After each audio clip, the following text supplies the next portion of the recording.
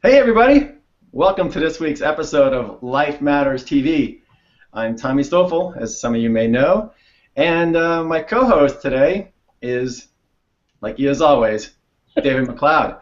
So today we're going to talk about something real fun. I'll let David tell you about that and also introduce our very special guest. David, hey, how are you? Hey, good morning, Tommy.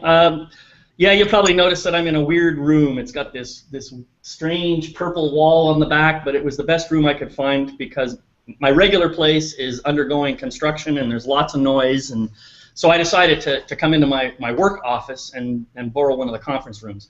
So please forgive the strange look. And yeah, I'm here. I'm feeling really good. I just want to remind folks to check out our website, lifematterstv.com. That's life-matters-tv.com.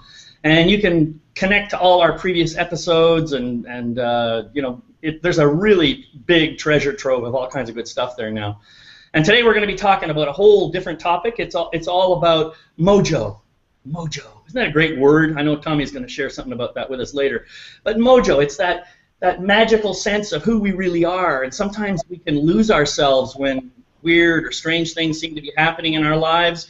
And so we've invited a very special and beautiful guest, Barbara Musser, to join us today, and she's the owner of the website Sexy After Cancer, and so she really works hard to help people deal with trauma and tragedy and all the mayhem that can ensue from that, and help people reconnect back to their mojo. And so we've invited her here to help us with that. Welcome, Barbara. Good to see you. Thank you so much for joining us today. And hello. Hello, hello. I'm so happy to be here. And I think you picked the purple room to match my top. So there you go. It's good for me. So, Barbara, just tell us a little bit. Now, one of the things that we talk about at our show is what really matters in life. Right. And you know, and I know you've got a whole list of things that really matter to you. But if you could sum it up into one word, what's the big gift or whatever you want to call it that really matters to you? Other than mojo? Yeah. It's really about love and being in the flow of love, which is your vital life force energy. And there's so many different aspects to that, but I think that's the essence of it all. Mm-hmm. Yeah.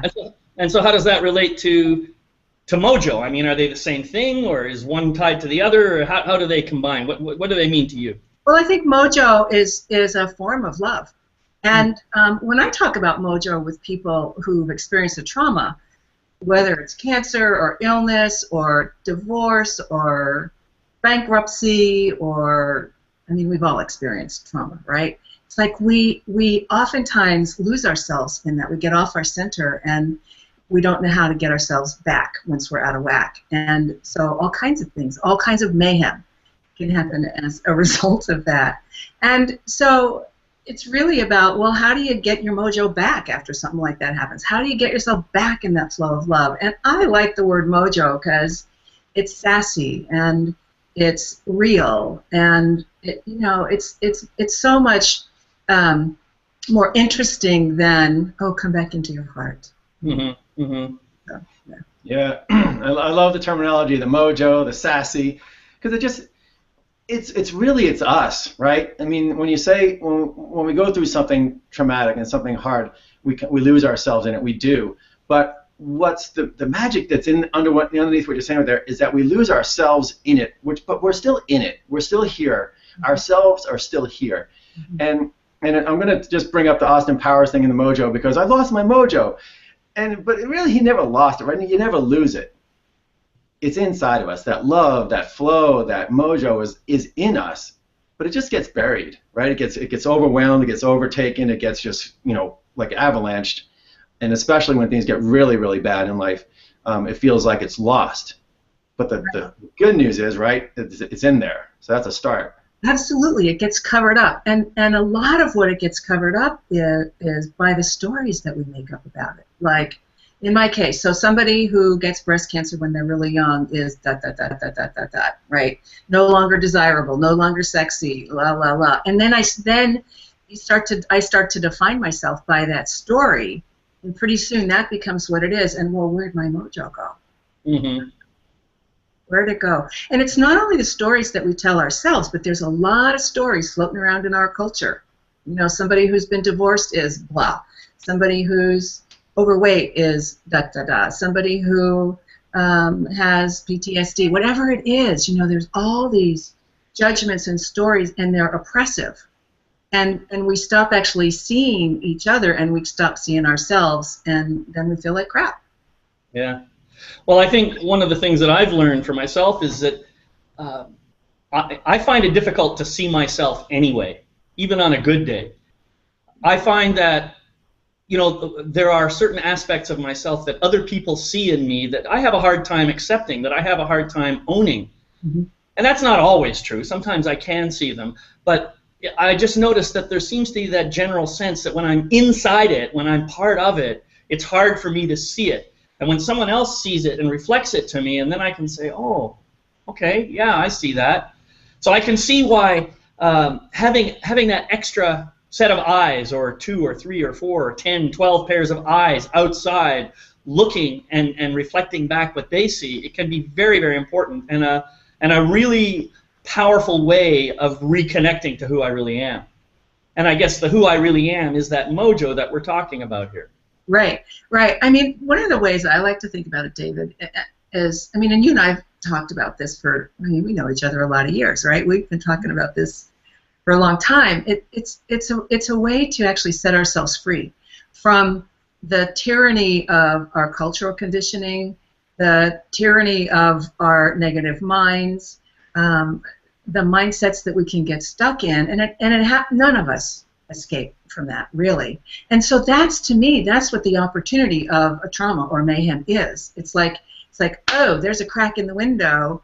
It's open a little bit. Am I going to go through it and see what's on the other side? Which, in my experience and lots of the people that I work with, is freedom. Yeah. That's because then when that mayhem happens, it's like all of a sudden the stuff that doesn't really matter, that a lot of us spend a whole lot of our time focused on and working with, falls away because it doesn't matter. You know, if it's a life and death situation, whether that's literal life and death or whether our ego feels like it's going to die, all of a sudden you get crystal clear about what matters. Yeah. I got an image forming in my head from listening to you, Barbara, of almost like, so this tyranny, right? And I say this, we're born into this tyranny. That's right. We don't have a choice. When we come out of our mama's vagina as little babies, we're born into it. And the glass walls start to be built around us, and the conditioning and the beliefs and the noise and the stories and all that stuff. Right. So first of all, it's helpful for me to say that aloud again and again and again to let people off the hook. Mm-hmm. It's not something you've done wrong in your life. It's not something that, oh, you made mistakes. It's not something that, you know, oh, I should have been stronger and not, you know, believe that about myself. It just happens. So we have this glass box built around us, and what you said is, well, we're in a traumatic situation, all of a sudden, like something shatters that box, right? It just breaks it apart. Mm-hmm. And you're like, and all that stuff, you realize, what the hell am I holding on to here? Right.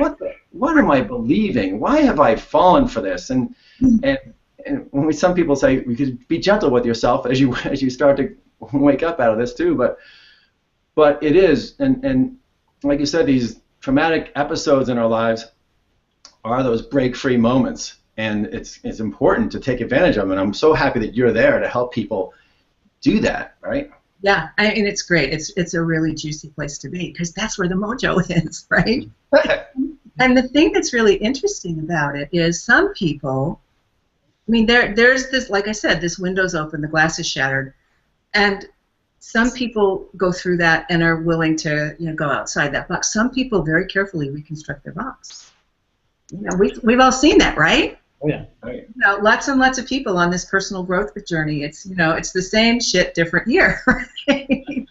No matter how much work they do. But really, it's the ones that are willing to go for it.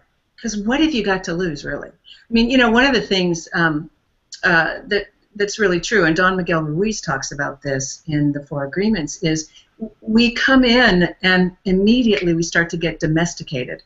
Mm-hmm. By our family, by our school, by our culture. And, you know, it's under the auspices of, well, we're teaching you how to be a good citizen. But, you know, it's the same way as we train our animals. That's how we train our children, with manners and how to brush your teeth and all that sort of stuff. And we're domesticated, and we go to sleep. That's right. when that happens. Yep. And it's all conditioning, as both of you have said. We've all been taught to do this. We're all told from a very young age, be nice. Be nice. And of course, the implication is how you are right now isn't nice enough. Right.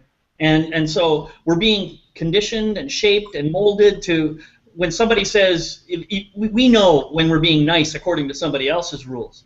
Mm-hmm. You know, and so the trauma part is something that comes along, and as you say, it kind of shatters the box. Mm-hmm. And some of us, yeah, we like that box. We like that comfort zone. We like that place where, you know, everything is safe and cozy. Unfortunately, nothing grows there, but, you know, that's the situation with the comfort zone. But we seem to, and I'm not sure that it's necessarily just avoiding fear either. It could just be that it's plain habit. Right. You know, and so we sometimes have to get out of our habits and move, and as we say in high, get out of the rut and change a neural pathway. Mm-hmm. And so, you know, people have to learn to do that, and I think it's a case where what we need to be doing for ourselves, if we want to keep growing, is keep reinventing ourselves. Just keep doing it. Never stay on the same path, and right. Follow the heart and the spirit where your mojo really is. That's right. And there's a lot of different aspects to that. I mean, it's not just getting out of your head, but it's the emotional grooves that we have and the spiritual grooves that we get into and the physical habits that we get into. You know, every aspect of who we are as a human being. And you know what I think is that all we do, if we go out and where the mojo is, what we do is we construct a bigger box. But another box nonetheless. And then something else happens and, oh, that one shatters. You know, and I think that that's a part of what the journey is. I don't know what, you know, if anybody ever actually finally shatters them all. Maybe those are the enlightened beings. You know, then they transcend and they're done. I don't know. Well, let me bring all that, and because I'm hearing you both, and I'm remembering the major traumatic, you know, box shattering moment in my life, and it took me a shift in perspective, and I didn't go back and rebuild that box, and how I've learned to express this and learned about this is that everything happen to us in life is happening for a reason, right? And people say that, and you're like, yeah, get on with it. Well, we're supposed to learn something from what we're going through. Mm-hmm. And I woke up one morning in a hospital bed, and I woke up one morning in a hospital bed in a psychiatric ward of our local hospital, which is not something most people have happen in their lives. Right. But situations brought me there, and I woke up, and there was a kid next to me in the bed who wasn't there when I went to sleep the night before, and he had bandages. He was strapped to his bed, and he had bandages on his wrist. He had tried to commit suicide in the last 8 hours of my life. And he's laying there in the bed next to me. I'm like, I look up. I look up to whatever the sky was, the room, and I go, what the hell am I doing here? What the hell am I doing here? What happened to me? How did I get here? I'm not the type of person to be in a place like this. This shouldn't be happening to me. And instead of, I didn't go down that rabbit hole. I didn't go into the poor me victim thing. I said, what am I doing here? And I got this answer to myself, like, you're here to learn something. You're here to learn how messed up people get in their heads. You're here to learn how mired up we can get with the stories and enough stories in your head that you slit your fucking wrists. Mm-hmm. Something's wrong with that. Something's wrong with this thing between our ears. Mm-hmm.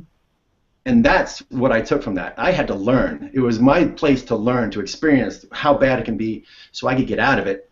I could get out of that box. I could get out of that and not recreate the box. And now I can get out and I can help other people out too. Because Barbara, when you know that you've been in there, you know what it's like. You know what it feels like. You know what that inner feels like. And you come out of it, and now you can turn around and help other people out.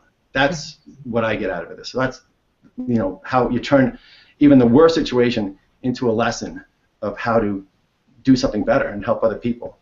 Yeah, and the truth is we all have that opportunity all the time, but we don't realize that we do. And for most of us, it takes something bad happening for us to start to wake up. You know, it's like 6 months ago, my younger brother died, and you know, all of a sudden, it's like, oh, when somebody that you know dies, or somebody that dies so-called too young, it's like all of a sudden, that's one of those moments when you can realize, wait a minute, I gotta wake up. I gotta do something with my life here. You know, I need to be different. I have fallen asleep. You know, there's this line in a Rumi poem of "Don't go back to sleep." Yeah. That's what a lot of it is, right? And so how do you do that? How do you take advantage of that shattered box? How do you go out and find where the mojo is? How do you at least get yourself going in a forward direction so you're not slipping back? That's the question that I think is really interesting. And it's different for every person. You know, as I'm listening to you guys talking there, I'm just kind of reflecting on my own life, and I'm noticing that I have a resistance to the word trauma. Mm-hmm. And, you know, I've had some challenging situations happen in my life, but I can't really think of one situation that I would classify as traumatic. I wouldn't even classify most situations in my life as tragic. Mm-hmm. You know, I've had some people get killed, friends get killed and stuff like that, but I just have never really identified with the word tragic or tragedy or trauma. Mm-hmm. And I'm wondering if maybe there's a little part of me that resists accepting that because I have a judgment about people who have been in trauma, Mm-hmm. which is kind of interesting to me. So I'm putting that out there just in case other people viewing this may have the same kind of reaction. Yeah, I mean, another word that comes up often is shock. Like, I remember last year when you were in a sudden car crash. Yeah. You know? Some people would call that a trauma. Some people would call it a shock. Some people would see the gift in it. It's all Yeah, well, you know, that's an interesting one that you bring up. Tommy and I have spoken about this before. I absolutely see it as a gift now because, you know, as I think I've described before, had that car, you know, been 2 or 3 inches either side of its trajectory, well, we could be talking about a very different story. I mean, the car would have been totally mangled. Who knows if I would have survived even. Right. And so, yes, I see it as a kind of a miracle. And it was shocking for sure. But I can still remember the whole situation, and I remember it with a great deal of, I'm not sure what the word is, not really appreciation, but, well, it certainly was a valuable experience in my life. It definitely woke me up. It definitely shattered my box, for sure. Yeah. So Well, in that sense, it was a very powerful experience, and I suppose to some people it would have been considered traumatic. so what I think makes something traumatic is how much we resist what's going on. So, for example, for me, when I got my breast cancer diagnosis, I mean, I was 37 years old. It was my birthday, out of the blue. And I'm feeling fine, and all of a sudden I'm told I have cancer, and having to make big decisions really fast that are going to have long-term consequences that I don't even know about, right? And I fought that tooth and nail, and that's what caused the pain and the trauma. Yeah. Now, looking back on that, you know, that was 26 years ago, and I had no idea how that would shape my life. And the decisions that I would make, where when I woke up finally and stopped resisting, and I thought, okay, if I was told I had a year left to live, would I keep doing the same thing I'm doing now? And the answer was, heck no. And I left the corporate world, and I made some really big decisions, and it's been an amazing path since then into this world of transformation and personal evolution, and, you know, finding practical tools to help people navigate that sort of stuff. And had that not happened, would I be where I am today? I don't know, probably not in exactly the same way. But Well, this is a real interesting point that you bring up, because what I hear you saying in that is that event helped get you, once you released your resistance, it helped get you onto a path that was more in alignment with your heart and soul. exactly.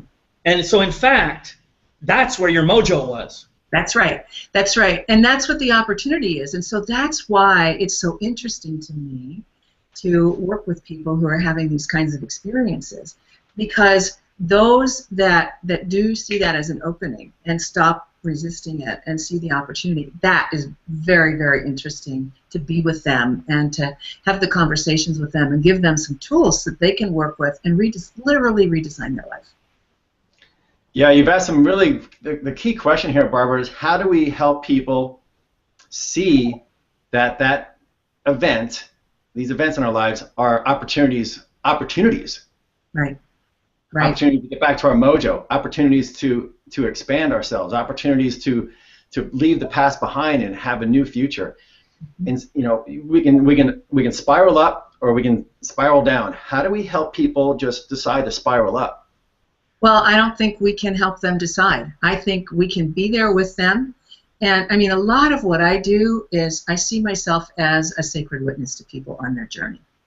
And there's something about simply being witnessed where they are that gives people the space so that they can make the decision that's right for them. So, for example, one of the things, like I was mentioning to David, I'm about to go over to England to help a friend who's going through some breast cancer treatment right now, and to be able to have conversations with that person and really listen and say, okay, so you don't have to decide in 5 minutes like the doctor wants you to do.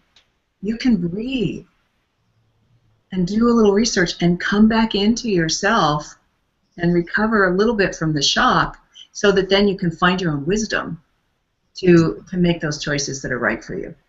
Yeah. And you know, that is a huge gift, because in our world we don't, especially with all of the social media and internet and all of this stuff. I mean, it's wonderful that we have this technology so we can be together having this conversation, but it also really wrecks intimacy in a lot of ways for some people. And so people don't so much as before just sit with each other and be together. And there's something about that that's really powerful. Really, giving people the space and allowing them to, like you said, soak into their own wisdom and give them the space and the time to just tap in to their mojo to come up with their own solutions and their own answers and their own decisions. Right, and then maybe ask a few key questions like, okay, so this is what the medical people are suggesting that you do, this 1, 2, 3, 4-step treatment. When you stop and really tune in to your own heart and to the wisdom of your own body, what feels right to you? Well, maybe it's only taking step 1 right now. And then after step 1, then you can see about the next step, which might be step 2, it might be something else, whatever it is. And so I'm not suggesting that people don't have medical treatment if they need medical treatment. But what I am suggesting is that you be able to make the decisions from an empowered place rather than from a place of fear. Right. Well, and something else you were saying there, Barbara, that I was resonating with, it was about the witnessing. Mm-hmm. And this is something that I alluded to early on. Because I can't always see what's going on in my life when I just look at it from my own perspective. Right. When I have other people who are able to just witness, not necessarily giving advice, but just saying, this is what I see, these are the pieces that I see, and you can do with this information whatever you want. Mm-hmm. Just having that reflection is very, very important. Right. Because part of the problem with somebody who's just found out about being diagnosed with cancer, I'm sure there's a huge shock. There's probably a lot of fear that comes up. All kinds of emotional stuff is going to come up that makes it more difficult to stay grounded and centered. Mm-hmm. And so really I think what we're trying to talk about here is how we can support people to get through that phase so that they can stay connected to their heart and know the truth of their own decision. That's really what we're talking about here. That's because right. Until they get there, they're not really going to connect to their mojo, and while they're flailing around frantically in their fear-based thinking, they're not going to get there either. So this is where some external support, I think, is really important. And so I guess the question I would ask is, how do we help people just gently move through the fear before they start making decisions? Right. Well, I think a big thing is to very gently, what you just said, I'll just say it differently, is to remind people of who they really are. Yeah. You are a precious child. You are beautiful. You are perfect. You're wise. You have all of that available to you. And, part of what happens with a shock, like a shocking medical or health situation, is you come face to face with your mortality all of a sudden. And that's a time to say, okay, yes. One of the things Stan Dale used to say before he died when he was ill was, this is just a suit of clothes I'm going to take off, and give back. I mean, on one level that's really true, but on the other hand, this is what helps us actually to be here. And so I think a lot of it is because if you've been through a tough challenge yourself, then most of the time you have the capacity to actually accompany somebody when they're on that journey. Because here you are, you've you're still here after that, and hopefully, as we've been talking about, you've busted outside of your box and you're in your mojo. And there's something about being able to be with somebody in the very beginning of that journey and say, look, here I am. It was tough, and here I am, much better for it, or here I am, still going. Whatever your personal experience is. There's something in that that's really, really strong. And that's one of the things that's starting to happen in a lot of medical care is they're having people, they call them navigators, to help somebody who's just received some kind of a diagnosis, somebody who's a little farther along on that path, to help them navigate the path. Yeah, that's great. Mm-hmm. Yeah.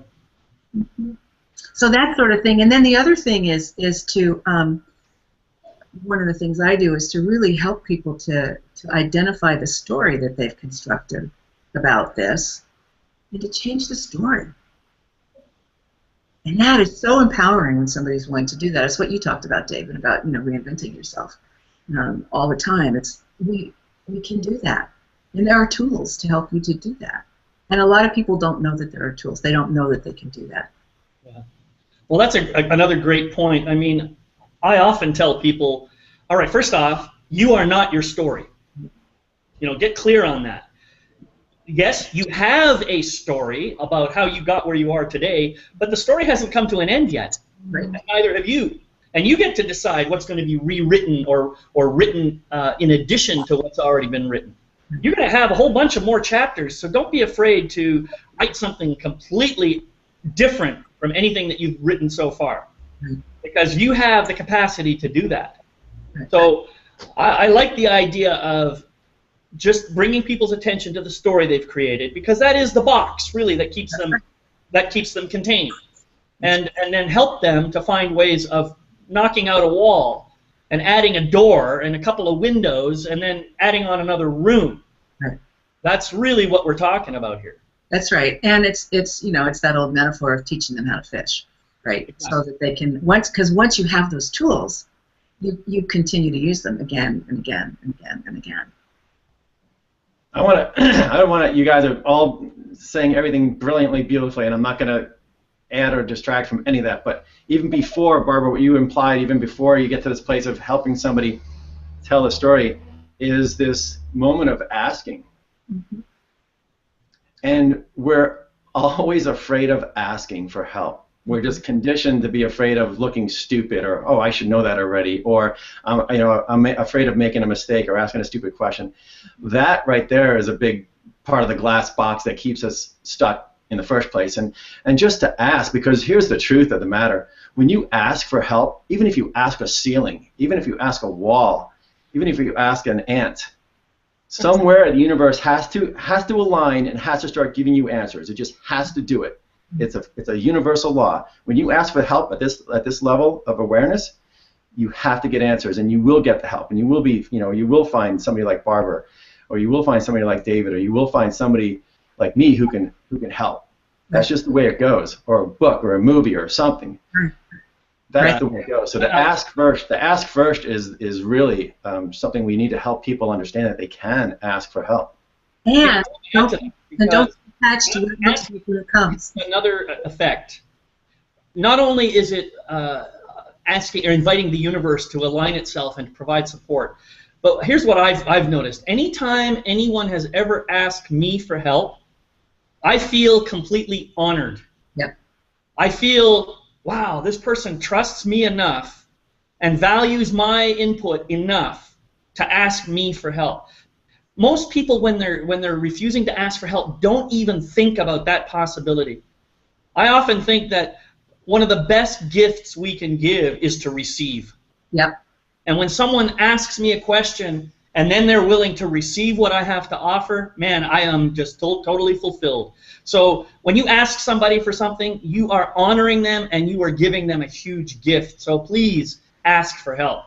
Yes, and also as the three of us were talking before we went live, it's don't be attached to how the help comes, to the package that it comes in, because it may come looking very different.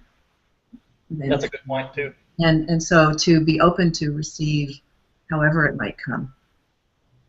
So if we were to just summarize what we've been talking about here, Tommy, how would you summarize it? It sounds like we got about 4 things to do here.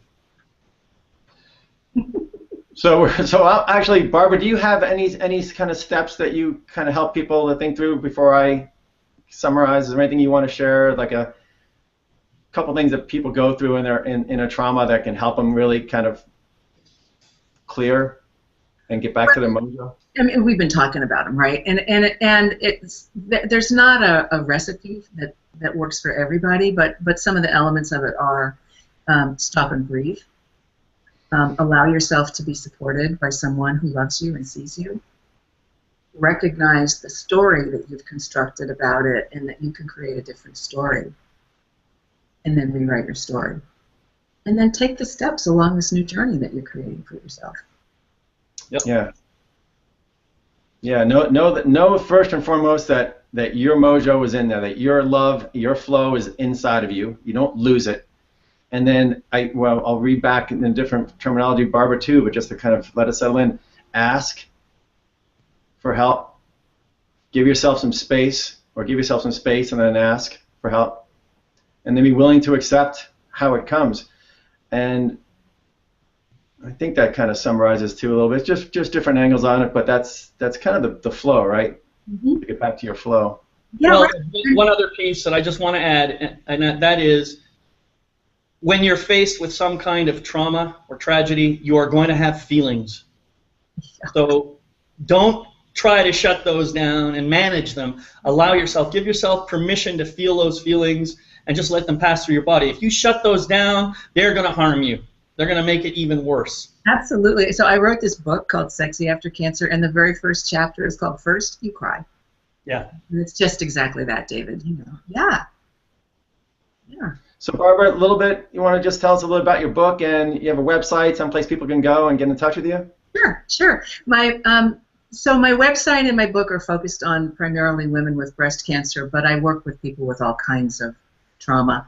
My website is sexyaftercancer.com. My book is called Sexy After Cancer, Meeting Your Inner Aphrodite on the Breast Cancer Journey. And I travel around the country speaking at big cancer conferences, and I teach classes and workshops and retreats, and I work with people one-on-one, and I write a weekly blog called Sexy Saturdays Blog, which is all little tips about intimacy and sexual mojo. I love getting to be with people in whatever way I can that is going to support them. So that's about the size of it. I'm working on another website right now, barbaramusser.com, which I'm hoping will be live in a couple of weeks, which is going to be more generally focused than the work I do with women with breast cancer. So that'll have a little more information on there too, so you can look for that in the month of June. Well, Barbara, thank you so much for bringing your lovely energy here. Your mojo is just in full for us, and thanks for joining us today. David, what do we have coming up next week?